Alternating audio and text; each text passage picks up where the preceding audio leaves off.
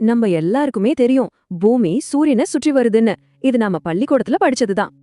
ஆனா ஒரு நிமிஷம் யோசிங்க. நாம சூரியனை சுத்தி வர்றப்போ அந்த சூரியன் என்ன பண்ணுது? ஏன்னா இதுக்கான பதில் பிரபஞ்சத்தை பத்தின நம்ம பார்வையே மாத்தப்போகுது. பொதுவா சூரிய குடும்பம்னா சூரியன் நடுவுல நிலையா இருக்க கோள்கள் அதை சுத்தி வரும்னு தான் நினைப்போம். ஆனா நாம நினைக்கிற மாதிரி அது அவ்ளோ எளிமையான விஷயம் இல்ல.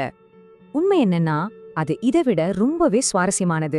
சூரியன் ஒரே இடத்துல நிக்கவே இல்ல. நம்ம சூரியனும் ஒரு நட்சத்திரம் தான்.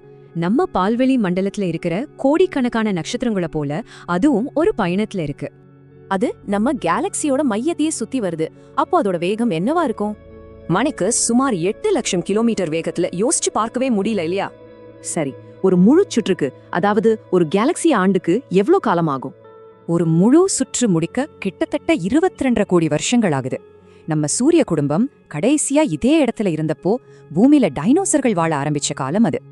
ஆனா இங்க ஒரு சுவாரஸ்யமான விஷயம் இருக்கு. இந்த பிரம்மாண்ட பயணத்துல சூரியன் தனியா போகல. பூமி மத்த எல்லா கோள்களும், ஏன் நாமளும் தான், எல்லாரும் சூரியனோட சேர்ந்து பயணிக்கிறோம்.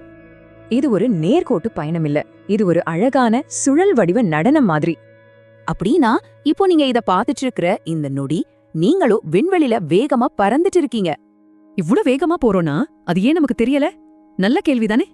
ஏன்னா நம்மள சுத்தி இருக்கிற எல்லாமே நம்ம கூடவே ஒரே வேகத்துல ஒரே திசையில பயணம் பண்ணுது. இது பிரபஞ்சத்தோட ஒரு அடிப்படை உண்மையை நமக்கு புரிய வைக்குது. இங்க எதுவுமே நிலையா இல்ல. ஒரு சின்ன தூசிலிருந்து பெரிய கேலக்சி வரைக்கும் எல்லாமே தொடர்ந்து இயங்கிக்கிட்டே இருக்கு. நாமளும் ஒரு பயணத்துல தான் இருக்கோம். அப்போ சூரியன் நிலையா இருக்கா? இல்ல, நாமும் தான். இந்த பிரபஞ்ச உண்மையை பத்தி நீங்க என்ன நினைக்கிறீங்க?